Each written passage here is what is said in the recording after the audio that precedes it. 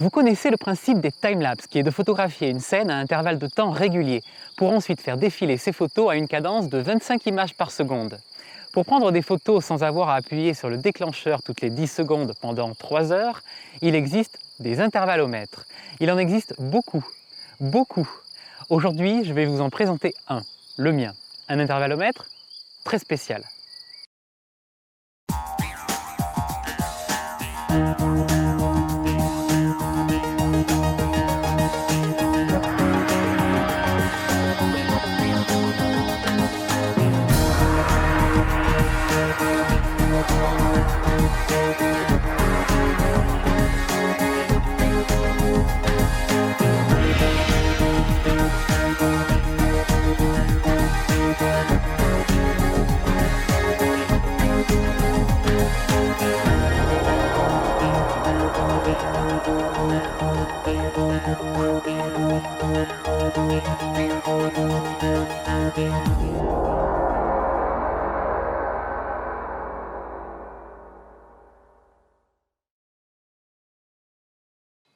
La vidéo est un peu longue, alors n'hésitez pas à vous reporter au timecode en description.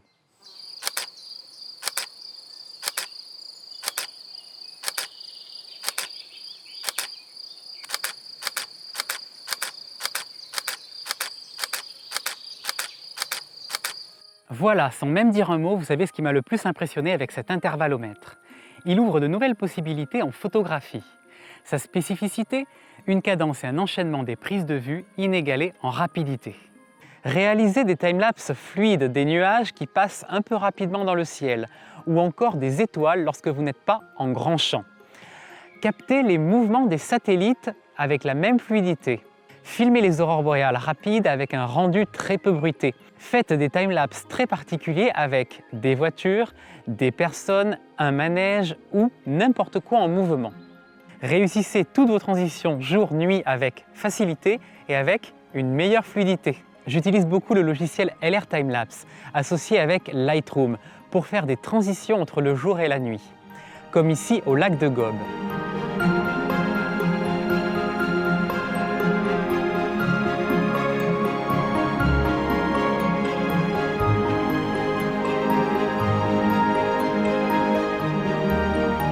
Sans ce logiciel, impossible d'accélérer le temps dans ces moments cruciaux où tout évolue si rapidement. Günther Wegner, le concepteur de ce logiciel, a fait des tutoriels très complets dessus. Voyant les limitations des intervallomètres du marché, Günther conçoit puis produit son propre intervallomètre. Ce projet a démarré sur un projet collaboratif qui continue aujourd'hui et où chacun expose ses idées pour continuer de l'améliorer. Pour qu'on soit tous d'accord, je rappelle deux définitions. L'intervalle est le temps qui sépare le début d'une photo et le début de la suivante. Le temps mort est le temps qui sépare la fin d'une photo et le début de la suivante. L'intervalle est donc égal au temps de pause plus le temps mort. Trois caractéristiques qui sortent du commun m'ont convaincu d'acheter cet intervallomètre. La possibilité d'un temps mort très court en toutes circonstances. La possibilité d'un intervalle d'une demi-seconde, là où les autres intervallomètres ne descendent pas au-dessous de la seconde, ainsi que le fait de pouvoir visualiser mes photographies sur l'écran arrière de l'appareil photo lorsque le temps mort est court. L'intervallomètre est ce petit boîtier qui se connecte sur la griffe de votre appareil. Deux positions sont possibles pour que l'affichage du petit écran OLED soit facilement accessible à votre vue selon la hauteur du trépied. Vous reliez ce boîtier à votre appareil photo avec un câble que vous devez acheter sur Amazon pour moins de 10 €. Je vous mets le lien en description. Choisissez le câble compatible avec votre appareil. Pour info, j'avais déjà ce câble car il me sert aussi à connecter un détecteur d'orage que je possédais déjà. Ce petit montage final est très pratique, au moins pas de longs fils et d'intervallomètres qui pendent. Pour vous dire, pour cette raison, je me sers aussi de cet intervallomètre pour mes pauses longues en astrophotographie. Pour un timelapse en pleine journée, une fois l'exposition réglée, vous vous en fichez de pouvoir visualiser les photos sur l'écran arrière. Mais ce n'est pas le cas pour une transition jour-nuit. Vous avez besoin de changer régulièrement les paramètres manuellement pour que votre photo soit correctement exposée. Avec un intervallomètre classique, il y a un temps total incompressible de 4 secondes entre la fin d'une photo et le début de la suivante, pendant lequel vous ne pouvez pas visualiser la photo qui vient de se terminer. Ce temps se décompose entre 1 seconde de chargement entre la fin d'une photo et le début de la visualisation, puis de 3 secondes entre la fin de la visualisation et le début de la photo suivante. Si le temps mort est inférieur ou égal à 4 secondes, la visualisation est impossible. Dans le cas contraire, elle est possible. Illustration en vidéo.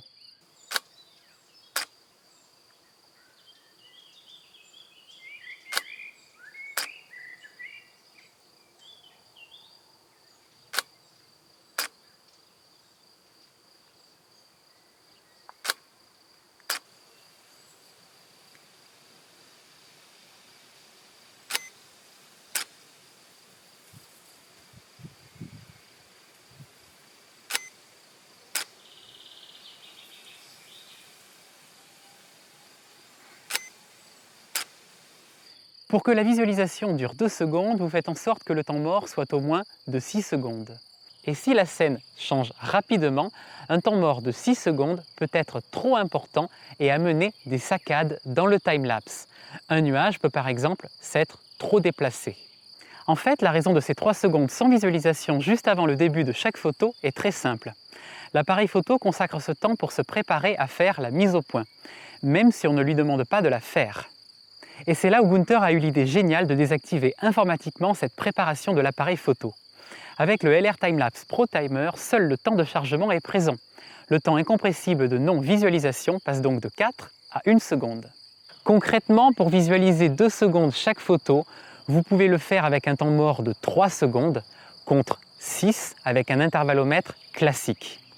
Les nuages ont le temps de beaucoup moins bouger. Si le temps mort est inférieur ou égal à 1 seconde, la visualisation est impossible. Dans le cas contraire, elle est possible. Illustration en vidéo.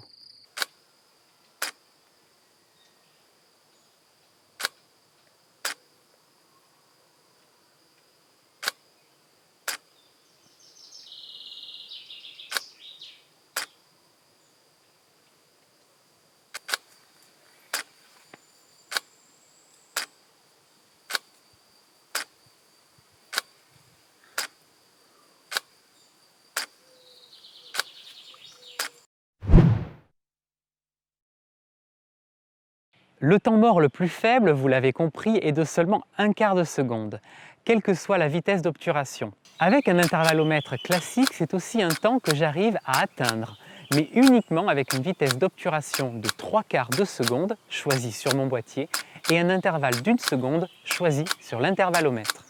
Pour toute autre vitesse d'obturation, plus courte ou plus longue, impossible de choisir un temps mort aussi court.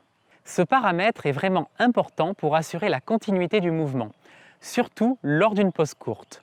Or, le LR Timelapse Pro Timer permet aussi un intervalle minimum d'une demi-seconde, là où les autres intervallomètres ne descendent pas au-dessous d'1 seconde. Ainsi, avec cet intervallomètre, vous êtes certain d'enchaîner les photos avec des temps morts très courts par rapport à la valeur de l'intervalle, même lorsque la vitesse d'obturation est inférieure à une demi-seconde. Ceux qui aiment capter le mouvement en ville devraient adorer. Je ne parle pas simplement de prendre une photo classique toutes les demi-secondes, parce qu'autant les extraire d'une vidéo pour avoir un résultat équivalent. Non, je parle d'utiliser un filtre ND. C'est un filtre qui laisse rentrer moins de lumière dans l'appareil photo et qui permet de poser plus longtemps en journée. Vous pouvez ainsi lisser les déplacements comme sur une cascade. Et en ville, l'effet est magique. Le fait de pouvoir accéder à un intervalle d'une demi-seconde plutôt qu'une seconde offre un rendu différent. En 1 seconde, beaucoup de choses ont tendance à déjà trop bouger. Petite comparaison.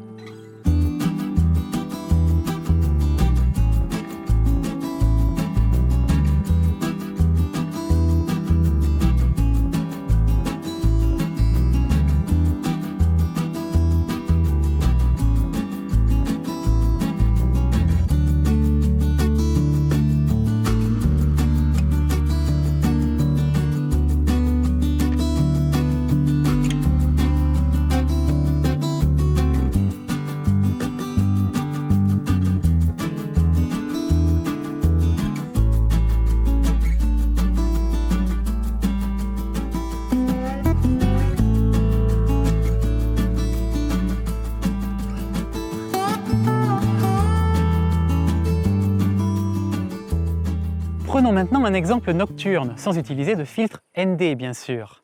Les satellites Starlink. Ces satellites de SpaceX qui évoluent par grappes dans le ciel.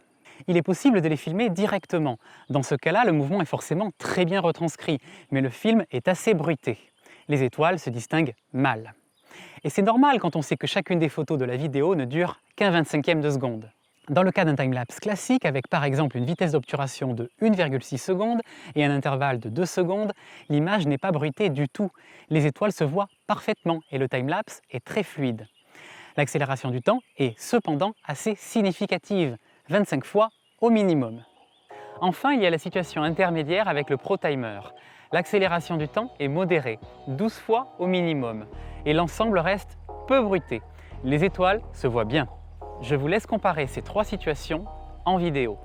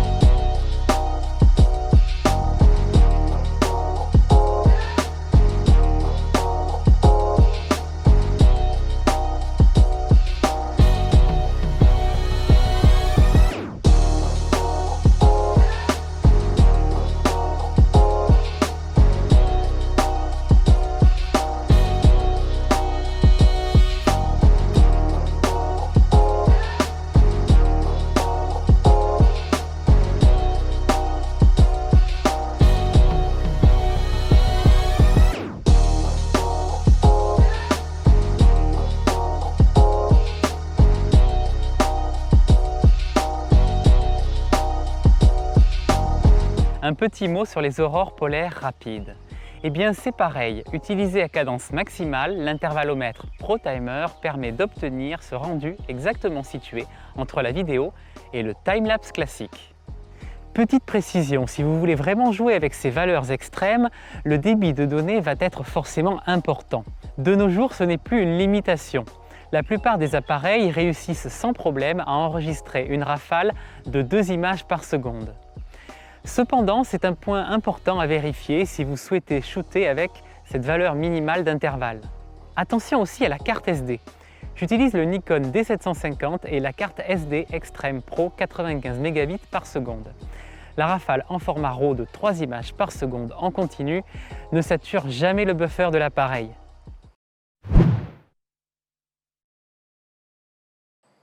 Qu'on soit bien d'accord, le LR Timelapse ProTimer 2.5 est bien un intervallomètre.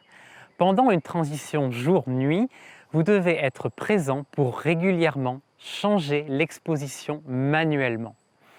Le mode automatique ne sait pas gérer l'exposition dès que la luminosité baisse. C'est ensuite le logiciel LR Timelapse qui retravaille les photos et évite les à-coups de luminosité. Dans une transition jour-nuit, le choix de l'intervalle est généralement complexe. En grand champ de jour, j'aime mettre un intervalle de 7 secondes pour garder de la fluidité dans le mouvement des nuages.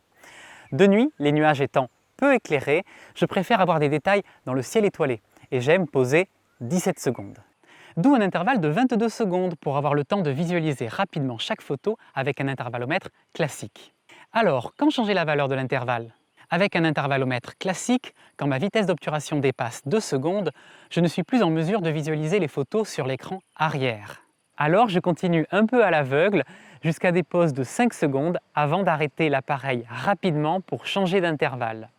En post-production, après l'étape finale de lissage avec LR Timelapse, la jointure se remarque par une accélération brutale du temps. Il est toujours possible de découper le timelapse et d'arriver à ne pas accélérer le temps. Mais c'est beaucoup de bidouilles, sans jamais avoir quelque chose d'idéal. Le temps mort est d'environ 2 secondes avant la jointure, contre 15 secondes juste après la jointure. Avec le LR Timelapse ProTimer, il est possible de faire une gradation d'intervalles. Par exemple, je suis en journée avec un intervalle de 7 secondes et la nuit se rapproche. Je sais que mon intervalle final va être de 22 secondes quand il fera nuit. Pendant ma session, sans même arrêter le timelapse, je peux appuyer sur la molette et la tourner pour accéder au menu Interval Ramping.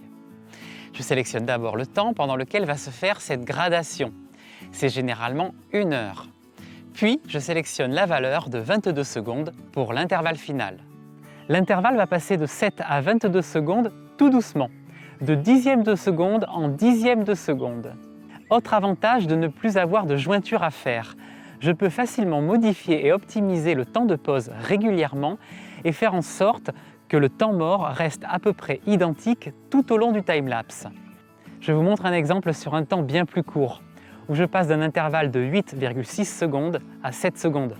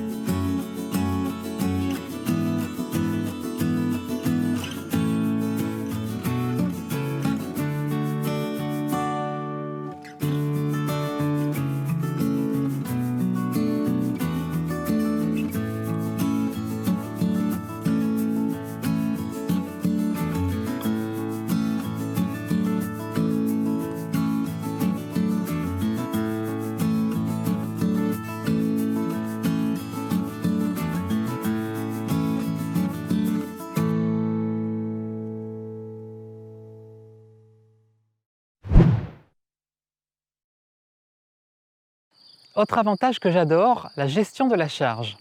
Vous le chargez simplement par micro USB. Pas besoin de piles plates farfelues ou encore de petites piles LR03. L'autonomie est immense et est donnée pour 24 heures avec un déclenchement toutes les 4 secondes. Le confort d'utilisation est extraordinaire. À part le commutateur on-off, tout se contrôle avec un seul bouton.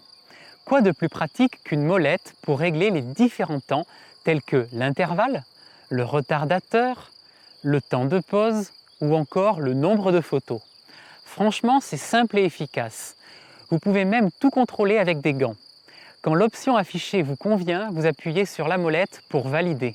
Si vous voulez retourner en arrière ou annuler, rien de plus simple. Vous appuyez aussi, mais longtemps. Et ça s'arrête là. Enfin, je vous cite quelques options, comme le fait de pouvoir connecter cet intervallomètre à 2 appareils photo en même temps si vous avez 2 fils. L'option d'enregistrer vos paramètres préférés pour gagner du temps.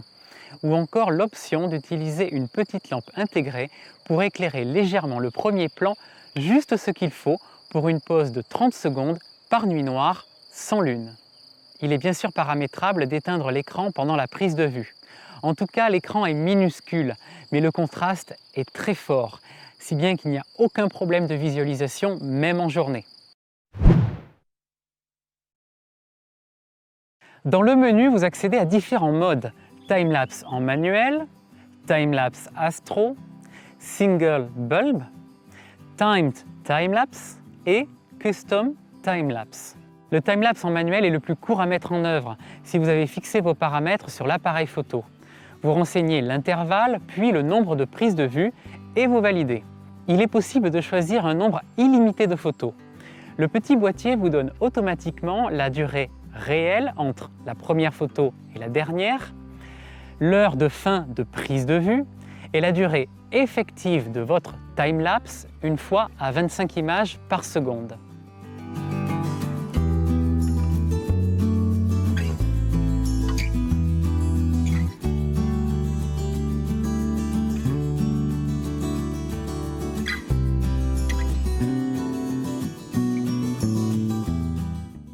Le timelapse Astro est valable quand vous sélectionnez le mode Bulb sur votre appareil photo. Ce mode vous permet de sélectionner l'intervalle puis le temps d'exposition. En effet, un appareil photo classique ne permet pas de faire une photo qui dure plus de 30 secondes sans intervallomètre. Il ne vous reste plus qu'à choisir le nombre de photos et valider.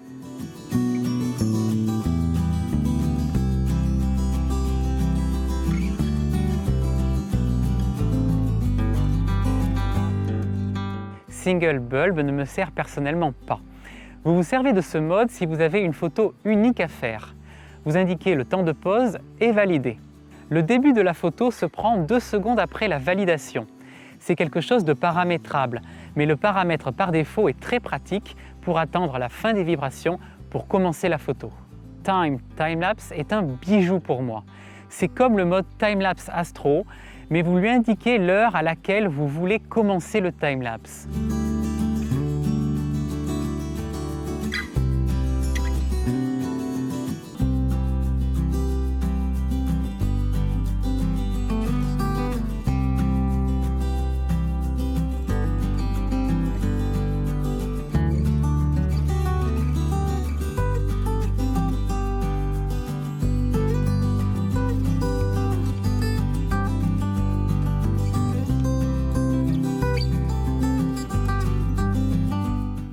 Au mois de mars, quand la Voie lactée se lève à 3 h du matin, je paramètre le boîtier pour commencer le timelapse à ce moment-là. Je passe une bonne nuit et je reviens le lendemain matin pour récupérer ces magnifiques photos. Custom Timelapse est le mode qui réunit tous les autres modes. Vous pouvez paramétrer tous les temps, au dixième de seconde près.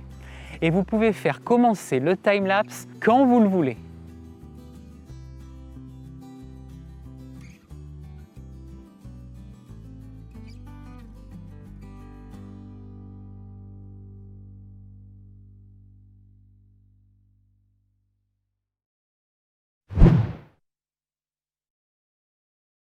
Finalement, quelle est mon opinion sur cet intervallomètre?